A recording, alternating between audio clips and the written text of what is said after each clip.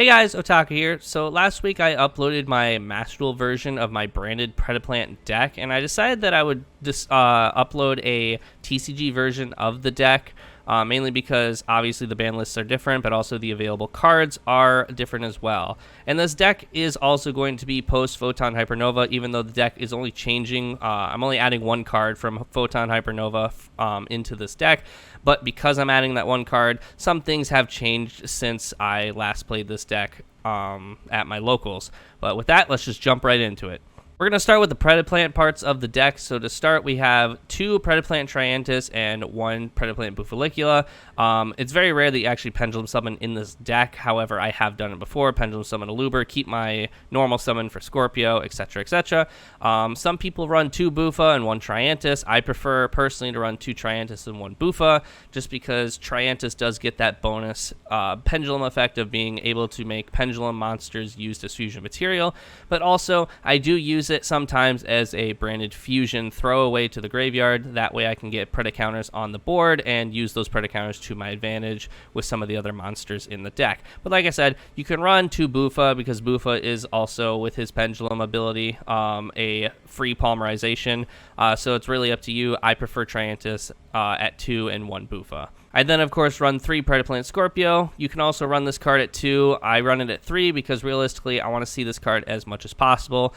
That way I can get its effect off to summon the Predaplant Cobra, which we run at 1 because it is a hard brick to draw into, whether it's your starting hand or you just draw into it, simply because its effect is a once per duel effect. However, it is a broken effect that it can summon pretty much any fusion card in your deck, whether it's instant fusion, polymerization, branded fusion, or super poly. It can search any of those cards, so you don't have to just limit yourself to the branded fusion. But like I said, it is a hard brick if you draw into it. It's only run it at 1, but because we still need to get it on the board, we do run 3 Scorpios, and we want to see Scorpio as much as often to do that. However, if Scorpio does get negated, we do have other ways to get into Cobra if necessary, but we'll get into that a little bit later. And then the last Predaplant in the deck is Predaplant Byblis. This card's entire design in the deck is just get it into the graveyard, whether that's Foolish Burial, Branded Fusion, or one of many other effects to get into the graveyard. Basically, just get into the graveyard, search one of my few Predaplant cards. We can either do this to bridge into Scorpio if I didn't get it into the opening hand. We can get Triantis or Bufalicula based on just the situation. There's many plays to go into this card. So yeah, like I said, it's just entirely just to get it into the graveyard. And this isn't a Predaplant card, but it does support the Predaplant engine a little bit with Stay Sailor Romarine. Basically, we use this to summon out Albion with the branded fusion, and then use Romarine's effect in the graveyard to send Byblis to the graveyard and get Byblis effect. But like I said, it's primarily just here for the Albion light monster. It's the only light monster in the entire deck, and at times we're going to want to summon Albion instead of the Lubellion. I do, of course, run a few Bestials in the deck. I run Bestial Druisworm at 2, 2 Bestial Magnemue, and 1 Bestial Baldrake. Baldrake is the only card I'm adding from Photon Hypernova. The card is extremely good with its effect. However, I think running it at 2 could be problematic just because its effect makes you tribute one other lighter dark monster. You can't tribute itself, meaning that you have to use resources other than itself to get its effect. It's a very strong effect, but I think at the cost of some of your other strong monsters, it can be problematic. Other people would probably recommend running Bestial Lubellion or Bestial Saronir. I personally think that neither of those help the deck, and Saronir in particular I think is just a really shitty card in general. I then also run 1 Shadal Beast. We use this card for branded fusion fodder to get it in the graveyard, draw a free card, but also it helps us bridge into Winda if I choose that Mirror Jade is not the right play, and we use Lubellion to throw it back into the deck, so that way it can be reused for later on. And then, of course, I do run the Edge Imp package. I run 3 Edge Imp Chain, 2 Polymerization, and 2 Fright for Patchwork. You can run 3 of every copy. I feel like it bricks more often than not when you're running 3 of every card. So I run 3 Chain just so I can get the Patchwork a lot easier. And then I only run 2 Poly and 2 Patchwork. That way I'm just not bricking all the time on these cards or drawing them when I absolutely do not need them. As for the branded half of this deck, I do run 3 Aluber. Obviously, this card, I don't need to explain why this card's in the deck. We use him to bring several of many branded cards in the hand, most of the time branded fusion, but if we have branded fusion, we can kind of use Aluber as a bait for hand traps to get branded opening in hand or even branded banishment. It really just depends on what we have. But then I also run 2 Fallen of Albaz. The reason is this card is very searchable and very recyclable into the deck. Running the 3rd copy can result in bricking more often than not. So like I said, we just send it off with branded fusion, use Lubellion to send it back into the deck.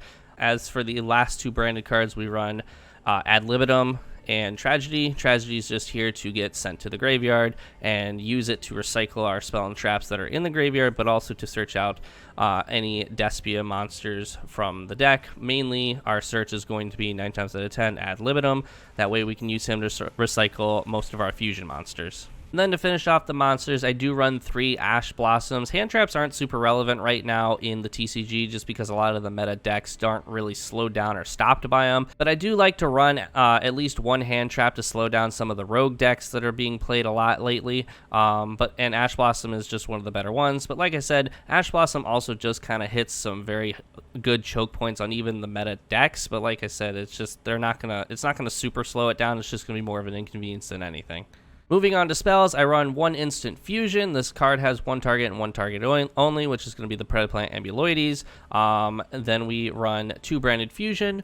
I mainly only run 2 of Branded Fusions simply just because 3 hard bricks a lot of the time, but also this card is heavily searchable in the deck. We have 1,000 different ways to get this card to our hand, so it just doesn't seem necessary to run that 3rd copy. I also then run 1 Foolish Burial. Main purpose of this card is it's actually just a broken card, but we use this card just to send one of our many graveyard effects to the graveyard, get their effects off, and then get card advantage to hopefully, if we have a weaker hand, pop off from just that 1 graveyard effect. I also run 2 branded openings. The main reason I run this card is primarily just to attempt to get it to the graveyard. We use it to bait out hand traps like Ash Blossom, get it to the graveyard, and then have it be protection for our fusion monsters. And then I run 2 super polymerizations. You can run 3. I personally like to run 2, but it's just an incredibly strong card. Being able to steal your opponent's monsters to summon your own, and it's a card that can't be responded to by any other card effect in the game,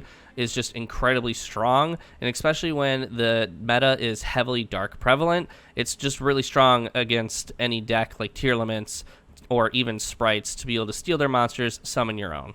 And then I do run 1 Brennan in red. A lot of people run 2. I personally only need the 1 because the whole goal of this deck is to hopefully build up a big enough board where you have a heavy presence on turn 1, and then on your opponent's turn, you steal their stuff, summon bigger stuff, or even just summon the Guardian Chimera, pop some stuff, and draw some stuff.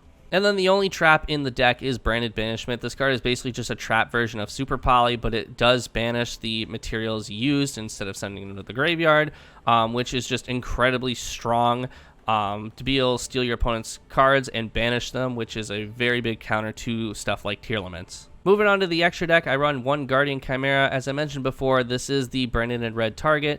We usually summon this on our opponent's turn to summon him out, pop some stuff, or draw some stuff. That's basically the only reason this card's in the deck. This next card is more of a personal pick. I know a lot of players that even run this deck do not run Predaplant Trip of Arudum. However, I do think that it does add a lot of value, requiring 3 dark monsters on the field. So you can use Super Poly or Branded Banishment to steal 3 of your opponent's dark monsters to summon out your own giant monster. But then also on top of that, it does negate and 1 extra deck summon on your opponent's side of the field as long as it's not part of a chain. Plus, on top of that, it gains the attack points of any monster with Predaplant counters on them, which, as I mentioned before, is a super easy thing to do in this deck. I then also run 2 Mirror Jades. You can run a singular one, however, I more often than not have realized that once my opponent gets 1 off the board, I would like to rely on another if I can't recycle it with Ad Libitum. And not to mention, this card is just incredibly strong with its interruption being banished and also sending Fallen of Albaz fusion monsters to the graveyard to later get their effects in the end phase. But then also, even if your opponent manages to get this off the board, popping all of their monsters, basically a free Raigeki, is just incredibly strong. Our second Super Poly target is Starving Venom Fusion Dragon, requiring only 2 dark monsters on the field. This card is just incredibly strong, being able to summon it, steal some attack points, and then just hopefully swing for game. That being said, because of that reason, I only usually summon this on my turn. However, there have been times where I summon it on my opponent's turn, knowing that they're going to pop it off the board, and it does quite often act as a third Mirror Jade with its destruction effect, where if it is destroyed, it will destroy all special summon monsters, where, in current day Yu-Gi-Oh, everything is special summon. So this is essentially just another Raigeki, and like I said, it's basically a third Mirror Jade because of that. I then also run Predaplant Dracostapelia. This card's just incredibly strong, being able to quick effect put a Predaplant counter on your opponent's monsters, and negate all effects of all monsters with Predaplant counters on them, which there have been times where I have managed to use Triantis's effect and then get Dracostapelia out, and my opponent's entire board is negated, and then I just managed to pop off from there. I run 2 Lubellion, the Searing Dragon. This card's just incredibly strong, being that you can just, once it's summoned to the board, you can recycle monsters in your graveyard or even in your banish zone, send them back to the deck, summon out another fusion monster. Obviously, 9 times out of 10, you're sending one of your 2 Albazes back to the deck, and then you mostly send Lubellion back to the extra deck. But if you decide you don't want to go into Mirror Jade, you can send something else, like, say, Beast to summon out Winda, but that's more based on the situation. I run this card at 2 because more often than not, if it gets negated, you're going to want to be able to rely on that second one, because once it's out of the extra deck, it's hard to get it back in if its effects are negated. So like I said, I run 2 simply just because if one gets negated, we need another. I do run 1 Masquerade, the Blazing Dragon. I used to run this at 2, but I would very often get Tunnel Vision, summoning out that second one. Having just the one is enough pressure to apply to your opponent, especially if you're getting close to time for game. That burn effect can be quite annoying and very devastating, depending on how much time is left in the game. Not to mention, this card's really annoying to get rid of because it can just special summon itself back from the graveyard if your opponent has any sort of extra deck monster on the board. That being said, it obviously doesn't get its burn effect when it's revived, but it does provide a little extra defense. I also run 2 Albion, the Branded Dragon. I used to run 1, but I realized I wasn't getting enough benefit off of Mirror Jade's effect to send a Fallen of Albaz fusion monster to the graveyard. So I have the 2, but also the second one also makes it available to be able to summon Albion to possibly go for like the OTK swing if I end up going second. It really all just depends, but I do think running 2 is a lot stronger. I then run a singular Masked Hero Darklaw. This card is more of an anti-meta pick. Being able to banish all your opponent's cards that are supposed to go to the graveyard is incredibly strong, and not to mention, once per turn, if your opponent brings a card to their hand, you can just banish a random one from their hand, which is just incredibly strong. And like I said, this is an anti-meta pick. It hits tier elements incredibly hard, seeing as, if they don't go to the graveyard, they don't get their graveyard's effects. And then, not to mention, it hits sprites pretty hard as well. That being said, this card is extremely situational, which is the main reason why I side deck the Mass Change 2. If Darklaw's not going to be able to benefit me in the duel, I don't want to have to hard draw Mass Change 2 and have it not benefit me whatsoever. As for the final Super Poly target in the deck, we have Garua. Like I said, this is just another Super Poly target, but also if it does manage to leave the board, we do get a draw 1. And as I mentioned before, I run a Shaddoll Winda, which is the main reason why I run Shaddoll Beast. This card is primarily just here if I end up going first in a matchup where I know my opponent's deck, and I know that Winda, being the floodgate that she is, heavily counters the deck. Otherwise, I don't just summon this card free willy because it's not incredibly strong with only 2,200 attack points, and it does get the benefit of being immune to destruction card effects. However, like I said, if I don't know my opponent's deck, I'm not going to just summon this card. And then the final extra deck monster is Predaplant Ambuloides. Like I said, this is our instant fusion target 100% of the time. However, we have other ways to get this card on the board. But this card is incredibly strong, being able to bring a Predaplant monster from deck to hand once it's summoned. But then also I contribute it or one of my other monsters, or even a monster with a Predaplant counter on my opponent's board to special summon another Predaplant monster. If I don't have Predaplant counters on my opponent's board, I will just tribute Ambuloides to summon out the Cobra. Like I said, we have other ways to get into Cobra if Scorpio gets negated somehow. However, I don't usually like to do that. 9 times out of 10, I would prefer getting counters on my opponent's board and just being able to steal their shit to summon out some of my shit. That's basically the whole point of this deck: super poly branded banishment and just a bunch of Predaplant counters to be able to get rid of my opponent's board, kind of like Kaiju's, but not nearly as strong.